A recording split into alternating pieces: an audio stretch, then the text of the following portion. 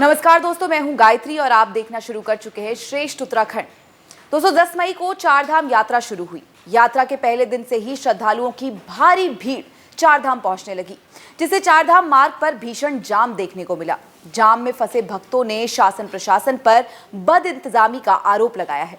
लोग भूखे प्यासे घंटों जाम में फंसे रहे।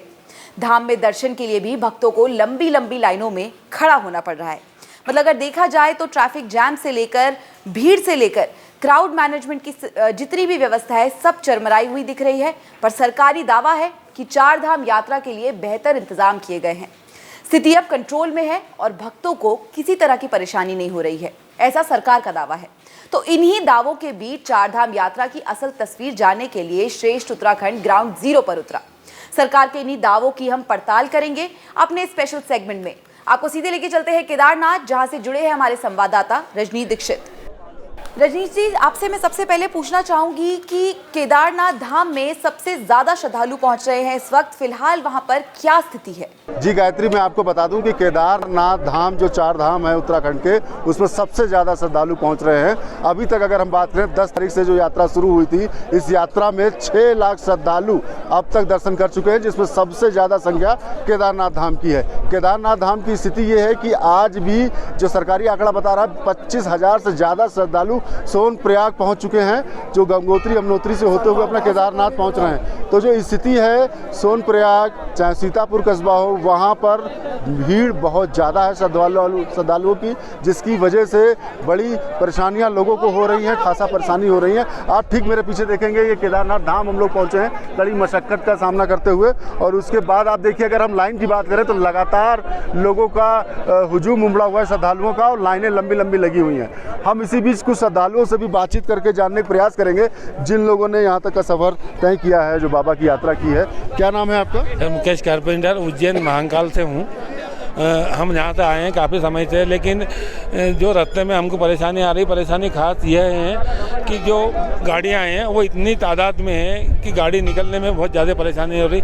इसमें सही बात यह है कि अगर प्रशासन चाहे कि बड़ी गाड़ी इस रूट पे अलाउ ना करे, सिर्फ छोटी गाड़ियाँ 16 सीटर से ज़्यादा बड़ी गाड़ी ना हो, तो प्रशासन को भी दिक्कत न होगी। साथ में श्रद्धालु जो आते हैं उनको निकलने में दिक्कत नहीं की, क्योंकि बीच में रास्ते बहुत जगह संकड़े हैं। उसकी वजह से 2-2, 3-3 दिन लाइन में लगना पड़ रहा है। लाइन में ना तो पानी की सुविधा है ना कुछ नहीं। एक बाटल 50-50 रुपये में मिल रही है बिस्लरी की। व्यवस्था करे। 80 साल की उम्र के में आदमी आने की इच्छा है कि धाम पूरा करे, पर आने का उनका इच्छा पूरा है। सरकार उनको कुछ देख रही नहीं है, और पुलिस जो है उनको डंडा से मार के बाहर से लाइन से बाहर निकाल दे रही है। हम चाहते हैं कि सरकार उसको भी संज्ञान ले। हमारे बुजुर्ग आदमी जो आए हैं बहुत दूर से आते हैं, आपके साउथ इंडिया से आते हैं, आपके क्या नाम है वेस्ट बंगाल से आते हैं, आपके महाराष्ट्र से आते हैं। बुजुर्ग आदमी बहुत कष्ट में है, उनका बारे में कुछ सोचिए, कुछ व्यवस्था करिए ताकि बुजुर्ग आदमी बचे। तो देखा आपने गायत्री, साफ तौर पर इन लोगों का यही कहना है कि बड़ी अव्यवस्थाएं हैं। इन अव्यवस्थाओं के चलते व्यवस्थाएं चरमराई हुई हैं, तो जिस वजह से बड़ी परेशानियों का श्रद्धालुओं को सामना करना पड़ रहा है। लेकिन भीड़ जो है लगातार बढ़ती जा रही है। इस बीच खास बात यही है गायत्री की, इतनी मशक्क़त के बाद जब श्रद्धालुओं को बाबा केदार के दर्शन होते हैं तो निश्चित रूप से उनकी आँखों से खुशी के आंसू निकल पड़ते हैं। वो श्रद्धा का ये भाव है जो इतने दूर दूर के देश के कोने से लोग यहाँ पहुँच रहे हैं श्रद्धालु, और एक झलक बाबा की पाने के बाद उनको लगता है कि उनके जो कष्ट हैं वो कहीं ना कहीं दूर हो गए हैं। लेकिन जहाँ तक की बात जवाबदेही की होगी तो बात प्रशासन की होगी, सुविधाओं की होगी, और उन सुविधाओं में जो भीड़ बढ़ने की वजह से श्रद्धालुओं की जो प्रशासन अपनी तीसरी कर रहा है, लेकिन एक अच्छी स्वच्छ इमेज लेके उत्तराखंड के श्रद्धालु लोग नहीं जाएंगे। केदारनाथ धाम में भक्तों के लिए इस समय पर आप जो देख पा रहे हैं, क्या इंतजाम सरकार ने किए हैं? जी गायत्री, मैं आपको बता दूं, अगर केदारनाथ धाम में इंतजामों की बात की जाए तो जगह जगह पर जो पहुंचने वाले श्रद्धालु हैं उनके लिए पेयजल की व्यवस्था की बात है, शौचालय लगाए गए हैं। इसके अलावा यहाँ पर बाकायदा VIP दर्शन को रोक दिया गया है केदारनाथ धाम में, और उनको जो है दर्शन करने के लिए लाइन का ही जो मैकेनिज़्म है, कोई VIP नहीं, सभी लोग वहीं से करेंगे। तो हम अपने कैमरा पर्सन से कहेंगे लाइन दिखाएं। ये जो आप लाइन देख रही हैं गायत्री, ये लाइन सीधे श्रद्धालुओं की पीछे तक जो अभी का स्थिति है वो 4 किलोमीटर लंबी लाइन लग चुकी है, और 4 किलोमीटर लंबी लाइन के बाद ये धीरे धीरे यहाँ से होते हुए और सीधे बाबा के दरबार में ये लाइन यहाँ से जाती है। तो ये तो हो गई दर्शन का मैकेनिज़्म जो प्रशासन ने और मंदिर समिति के पदाधिकारियों ने मिलकर बनाया है। इसके अलावा कई जगह पर टीन शेड्स हैं जहाँ पर रुक सकते हैं बारिश आने पर, और स्वास्थ्य के शिविर लगाए गए हैं जहाँ पर जिनको ऑक्सीजन लेने में दिक्कत होती तो वो ऑक्सीजन ले सकते हैं। अच्छा, चारधाम यात्रा मार्ग से भी आप होकर अभी गुजरे हैं, फिलहाल वहाँ पर जाम की क्या स्थिति है, इसके बारे में थोड़ा बताएं। जी बिल्कुल वाजिब सवाल आपने गायत्री पूछा है, और बिल्कुल सही बात है कि जो चार धाम की अगर हम बात करें, ख़ास तौर पर जैसे कि अगर हम केदारनाथ की बात करते हैं, तो स्थिति क्या है कि देखिए आपको बताएं 10 तारीख से चार धाम यात्रा शुरू होती है, उसके बाद 12 तारीख को बद्रीनाथ धाम के कपाट खुलते हैं। तो जो यात्रा शुरू हुए 10 दिन हो चुके हैं। इन 10 दिनों के बाद की जो स्थिति है कि भारी संख्या में श्रद्धालु पहुँच रहे हैं। श्रद्धालुओं की जो संख्या बढ़ रही है, इससे प्रशासन और शासन के हाथ पांव फूल गए हैं। उन्होंने क्या किया कि यहाँ केदारनाथ धाम में ज़्यादा भीड़ ना हो, श्रद्धालु दर्शन करें, तो उनको रास्ते में ही रोकना शुरू कर दिया। अब जो समस्या आती है वो यहाँ से शुरू होती है। मान लीजिए आप रास्ते में बैरिकेड करके श्रद्धालुओं को रोक लेते हैं, तो वहाँ पे देखना चाहिए कि वहाँ पे पेयजल की व्यवस्था हो, वहाँ एटलीस्ट शौचालय की व्यवस्था हो, जो पूरी तरह से नदारत दिखी। तो ये जो गुस्सा है श्रद्धालुओं का, जो नदारत थी, इसकी वजह से ये स्थिति थी कि श्रद्धालु नाराज़ थे। और नाराज़ होना भी, चूँकि जो आदमी का सफ़र 1 दिन का 2 दिन का है, वो 4-4 दिन में सफ़र कर रहा है, जगह जगह पर उसको रोक लिया जाता है, और वहाँ पे कोई इंतज़ाम नहीं होते, ना खाने के ना पीने के, और ना ही आधारभूत सुविधाएं होती हैं। तो उसके बाद कुछ श्रद्धालु बुज़ुर्ग भी हैं, कुछ श्रद्धालुओं के पास छोटे छोटे मासूम बच्चे भी हैं, तो वो भी लगते हैं भूख और प्यास से।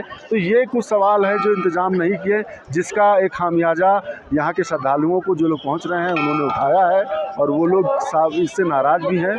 और वो कहते भी हैं कि उत्तराखंड सरकार ने जिस जोर शोर से चारधाम यात्रा के लिए कैंपेन चलाई थी, जो कहा था कि आइए आपका पलक पावड़ा बिछाए हुए उत्तराखंड सरकार, धामी सरकार यहाँ पे तैयार है, तो उसके बाद जो यहाँ पे तस्वीर दिखी, उस तस्वीर से उनको हताशा निराशा ज़रूर लगी।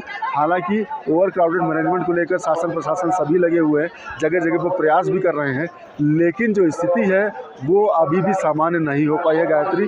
तो वही हम श्रेष्ठ उत्तराखंड के दर्शकों से अपील भी करेंगे कि निकलने से पहले अपनी यात्रा का जो रूट मैप है उसको एक बार क्रॉस वेरीफाई कर लें, चेक कर लें कि कहाँ पर कितना जाम है, तभी निकलें। अदरवाइज़ आप भी इस जाम में फंस सकते हैं और आपको भी खासा परेशानियों का सामना करना पड़ सकता है। जी, आरोप ये भी लगाए जा रहे हैं कि भक्त भूखे प्यासे हैं और बेहाल हो रहे हैं। इन आरोपों की हकीकत क्या है, आप लोगों से थोड़ी बातचीत करके हमें थोड़ा इसके ऊपर थोड़ी लाइट शेड करें। जो श्रद्धालु यहाँ जो पहुँच रहे हैं उन्होंने बताया श्रेष्ठ उत्तराखंड को बातचीत में कि उनसे ओवर रेटिंग की जा रही। देखिए एक बात समझनी पड़ेगी गायत्री यहाँ पर कि जो केदारनाथ धाम है वो हाई एल्टीट्यूड पर है, बहुत ऊंचाई पर है, यहाँ तक ट्रांसपोर्टेशन कॉस्ट बढ़ जाती है।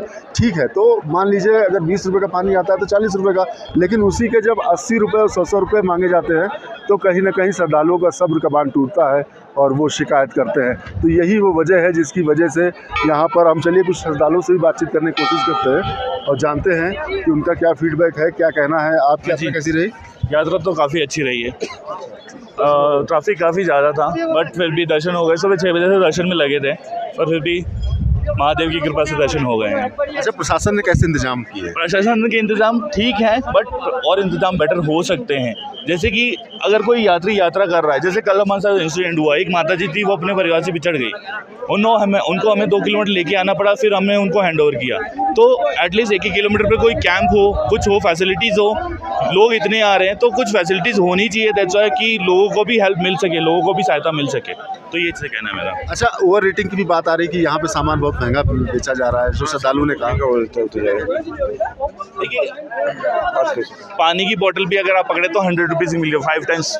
जो बोतल नीचे 20 की मिलती है वो यहाँ पे 100 की मिल रही है, तो मतलब 5 गुना रेट चल रही है। मतलब ये भी एक कहीं ना कहीं प्रशासन का भी और मंदिर परिसर इसको भी मॉनिटर कर सकता है। मतलब इतना महंगा तो एटलीस्ट डबल हो तो फिर बचा ले, लेकिन 5 टाइम्स बहुत ज़्यादा हो गया। मतलब देखा जाए तो देखा आपने गायत्री की श्रद्धालु हैं जो अपनी बात बता रहे थे, आप बीती बता रहे थे कि जो पानी की बोतल के 100 रुपये लिए जा रहे हैं। तो हालांकि एक ख़ास बात यह है कि यहाँ जितने भी प्रतिष्ठान वाले हैं, व्यापारी हैं, उन्होंने किसी ने रेट लिस्ट नहीं लगा रखी है। वो क्या करते हैं कि कस्टमर को देख के किसी से 100, किसी से 150 इस तरीके से चार्ज कर लेते हैं, जिसकी वजह से श्रद्धालु में रोष है, नाराज़गी भी है। जी गायत्री। जी, लोगों से बात करके आपको क्या लगा इस समय भक्तों के खाने पीने और ठहरने के लिए किस तरह की व्यवस्थाएं की गई हैं? ठहरने की अगर हम बात करें, देखिए जो यात्रा ये शुरू होती है ये सोनप्रयाग से शुरू होती है। सोनप्रयाग के बाद जो शटल सेवा से जो श्रद्धालु हैं वो पहुंचते हैं गौरीकुंड, और गौरीकुंड के बाद का ये सफ़र है। इस सफ़र में जगह जगह पर बात करें तो टेंट सिटी है, जो टेंट सिटी लगाया गया है उस टेंट सिटी में श्रद्धालु लोग रुक रहे हैं। GMBM के भी अगर हम बात करें तो कुछ हैं जिनको हेली सर्विसेज से आने वाले लोगों के लिए भी होल्ड मतलब किया गया है, उनको रखा गया है रिज़र्व में। तो इस तरीके के इंतजामात हैं, रेस्टोरेंट हैं और कई होटल्स भी रास्ते में पड़ते हैं, लेकिन भीड़ इतनी ज़्यादा है कि वहाँ पर रूम की अवेलेबिलिटी नहीं है। रूम की जब अवेलेबिलिटी नहीं है तो उनको परेशानी हो रही है। तो परेशानी की वजह जो है वो आपको अगर हम बताएं तो दो समस्याएं हैं। एक तो जो इंतज़ाम किए गए वो नाकाफ़ी थे, और दूसरा जो श्रद्धालुओं की भीड़ है, जो संख्या है वो लगातार बढ़ रही है, और इस संख्या के सामने पुलिस प्रशासन की बात करें, शासन की बात करें, चार धाम यात्रा से जो समिति है इसकी बात करें तो उनके इंतजामात नाकाफ़ी साबित हुए हैं, जिसकी वजह से श्रद्धालुओं को भारी परेशानी का सामना करना पड़ा है। जी गायत्री जी, और इतनी भीड़ के चलते हुए पुलिस ने सुरक्षा को लेकर क्या इंतजाम किए हैं? जी गायत्री, मैं आपको बता दूं, देखिए चार धाम यात्रा में पुलिस प्रशासन की लगातार कहीं ना कहीं उनकी ड्यूटी लगाई गई है। वो लोग हैं, आप देखिए अगर अब यही से एग्जांपल उठाएं कि ये देखिए यहाँ पर पुलिस, उत्तराखंड पुलिस के जवान तैनात हैं जो इस बैरिकेटिंग में किसी को घुसने न दे बाहर को, इसलिए उनको जो है यहाँ पे तैनात किया गया है। इसके अलावा जगह जगह पर चेक किया जाता है, रजिस्ट्रेशन चेक किया जाता है। टोकन सिस्टम को भी संभालने के लिए, भीड़ को नियंत्रण करने के लिए पुलिस यहाँ पर तैनात की गई है कि किसी प्रकार की अव्यवस्थाएं यहाँ पर ना फैलें, जिसको लेकर उत्तराखंड पुलिस के जवान जिसमें होमगार्ड और तमाम डिप्लॉयमेंट फोर्स का किया गया है। DGP अभिनव कुमार खुद आए थे यहाँ पर स्थलीय निरीक्षण करने, और उन्होंने बताया कि उन्होंने यहाँ के जो तैनात अपने पुलिस के जवान हैं उनका मनोबल बढ़ाया है और बताया है। लेकिन आपको अब बात बताते हैं कि पुलिस की जो तैनाती है, जो ट्रैफिक व्यवस्था की तैनाती है, उसकी स्थिति ये है कि जो हमने अपनी आंखों देखी, रास्ते में कई जगह पर बैरिकेड था, उस बैरिकेड के लेकर जो स्थिति है वो स्थिति ठीक नहीं थी। कांस्टेबल्स एंड इस रैंक के अधिकारी तैनात थे, और उस अधिकारियों वहाँ पर आला अधिकारियों को अगर होते तो वो संवेदनशीलता को ज़रूर समझते, और कहीं ना कहीं जो स्थिति जो बिगड़ी है, जो लोग परेशान हैं, वो लोग इस परेशानी का सबब न बनना पड़ता। चूँकि ये एक सामूहिक, ये चार धाम यात्रा है, सामूहिक एफर्ट से चलने वाली यात्रा है, तो इस यात्रा में जो डिप्लॉयमेंट ऑफ फोर्स है वो तो है, लेकिन ओवर क्राउडेड है। तो मैनेजमेंट को अगर कहा जाए तो वो मैनेजमेंट पूरी तरीके से ठीक नहीं है गायत्री, जिसकी वजह से इन लोगों को काफ़ी परेशानी हुई। आप दर्शन करके आए हैं, आप दर्शन कराएं? हाँ जी। क्या कहेंगे, रास्ते में पुलिस फोर्स मिली है आपको? हाँ जी। अच्छा, कैसे इंतजाम आता है? सही, अच्छा इंतजाम है, बहुत ज़्यादा। पहले लाइन में जैसे बीच में कोई भी ऐसे आ जाता था, लेकिन अब बहुत ज़्यादा टाइट है मामला, बहुत ज़्यादा अच्छा इंतजाम किया हुआ इन लोगों ने, काफ़ी अच्छा लगा मुझे। बहुत अच्छा साथ ही हैं हम तो सब, हम भी साथ हैं जी, बहुत अच्छा लगा यहाँ पे आके। फर्स्ट टाइम आए हैं भाई, यहाँ पे 3-4 बार पहले भी आ चुके हैं। वैसे आप क्या पैदल आए हैं या हेलीकॉप्टर से? पैदल आए हैं सर। अच्छा, हाँ जी। चलिए, तो रास्ते में ओवर क्राउडेड और भीड़ दिख रही है? हाँ, भीड़ बहुत थी रास्ते में, भीड़ तो काफ़ी थी। रास्ते में इतना इंतजाम अच्छा नहीं है, भीड़ को देख के, भीड़ को लेके घोड़ों ने बहुत ज़्यादा सिस्टम खराब किया हुआ है, बहुत परेशानी होती है चलने में, रास्ता मिल नहीं पाता चलने में। वैसे तो आते ही अच्छा लगता है, मतलब रास्ते में एंजॉय करते ही आते हैं, तो ये है देखते हुए। जी, ठीक है। तो गायत्री, आप सुन रही थी श्रद्धालुओं को, इनका यही कहना है कि पुलिस के इंतजाम की बात करें, डिप्लॉयमेंट की, वो डिप्लॉयमेंट है। आरोप ये भी लगाए जा रहे हैं रजनीश जी की श्रद्धालुओं को महंगा सामान देकर ठगा जा रहा है, तो ऐसे लोगों के खिलाफ क्या कार्रवाई की जा रही है फिलहाल वहां पर? देखिए, ये एक बहुत गंभीर सवाल है। हमने बात भी की थी श्रद्धालुओं से। श्रद्धालुओं ने स्पष्ट रूप से कहा कि पानी की बोतल उनसे 100 रुपये की चार्ज की जाती है। चूँकि आपको मैं बताऊं, व्यवहारिक क्या है कि जैसे कि हम लोग किसी रेस्टोरेंट में जाते हैं तो रेट लिस्ट लिखी होती है, तो ऐसे रेट लिस्ट यहाँ उपलब्ध नहीं है, और ट्रांसपोर्टेशन कॉस्ट ज़रूर यहाँ पर आने में सामान महंगा हो जाता है, जिसकी वजह से मान लीजिए 20 रुपये का पानी है तो 30 रुपये का वाजिब तरीके से बेच सकते हैं, ट्रांसपोर्टेशन कॉस्ट इंक्लूड करके। लेकिन उसको डिमांड एंड सप्लाई कॉन्सेप्ट को समझते हुए ओवर क्राउडेड और पब्लिक को देखते हुए अगर उसको 100-100, 150 रुपये पानी बोतल दी जाएगी तो ये बहुत ये वाकई चिंताजनक बात है और ये श्रद्धालुओं की ये वाजिब समस्या भी है, जिसको श्रद्धालुओं ने कहा भी था। और इसके अलावा जो आपको बताएं कि यहाँ पर एक तरीके से मंदिर समिति को भी स्टेप लेने चाहिए थे और प्रयास करने चाहिए थे कि जो ये ओवर रेटिंग है इस पर अंकुश लगे और श्रद्धालुओं से किसी भी सूरत हाल में एक वाजिब पैसे लिए जाएँ, जिससे एक वो अच्छी छवि लेकर यहाँ से जाएँ। तो कुल मिलाकर मिली जुली प्रतिक्रियाएँ हैं, कुछ यात्री संतुष्ट हैं, प्रशंसा भी कर रहे हैं स्थानीय लोगों की, तो कुछ लोग व्यापारी प्रतिष्ठानों पर ओवर क्राउडेड होने का और उसके अलावा ओवर रेटिंग का भी आरोप लगा रहे हैं। जी, ये भी मैं पूछना चाहूंगी कि फिलहाल सरकार ने 31 मई तक वीवीआईपी और वीआईपी दर्शन रोके हुए हैं, तो आपको क्या चार धाम में फिलहाल कोई वीआईपी मूवमेंट भी देखने को मिल रही है? देखिए, वीआईपी मूवमेंट को लेकर अगर हम आपको बताएं, जैसे ही चार धाम शुरू हुई थी तो उत्तराखंड सरकार ने मांग की थी और पत्र लिखे थे कई राज्यों को कि शुरुआत में 15 दिन तक कोई भी वीआईपी मूवमेंट ना हो। इसको लेकर एक पत्र लिखा गया था उत्तराखंड शासन की ओर। उसके बाद अगर बात करें तो हालांकि एक विषय उठा भी था कि यहाँ पर वीआईपीज़ आ रहे हैं, लेकिन अभी जो केदारनाथ की स्थिति है धाम की, वो ये है कि वीआईपी दर्शन पर पूरी तरीके से रोक है। वीआईपी दर्शन से किसी को दर्शन नहीं करने दिए जाएंगे। वो लोग अलग हैं जो लोग पूजा के लिए अपना स्लॉट बुक करते हैं, तो वो लोग जब ये मंदिर के कपाट जब बंद हो जाते हैं धाम के, तब उसके बाद वो लोग वहाँ पर पूजा करते हैं और उनको अंदर गर्भगृह में जाने दिया जाता है। इसके अलावा जो भी श्रद्धालुओं का जत्था है, जो भी श्रद्धालुओं का रेला है, किसी को गर्भगृह में प्रवेश नहीं करने दिया जाता है। सभी लोग जाते हैं और दूर से ही बाबा के दर्शन करके अपनी यात्रा को पूरी कर रहे हैं। तो दोस्तों, ये थे हमारे साथ हमारे संवाददाता श्रेष्ठ उत्तराखंड के लिए रजनीश दीक्षित, जिन्होंने ग्राउंड जीरो पर जाकर वहाँ की हमें पूरी रिपोर्ट दी है, श्रद्धालुओं से बातचीत करी है और पता चला है हमें कि एक्चुअल में चार धाम यात्रा में केदारनाथ में इस वक्त क्या हालात है। चार धाम यात्रा से जुड़े और भी अपडेट्स हम आपके लिए रोज लेकर आते रहेंगे। आप देखना ना भूलें श्रेष्ठ उत्तराखंड। श्रेष्ठ उत्तराखंड पर खबरों से जुड़े रहने के लिए चैनल को सब्सक्राइब और लाइक करें, बेल आइकन दबाएं और देखते रहें श्रेष्ठ उत्तराखंड।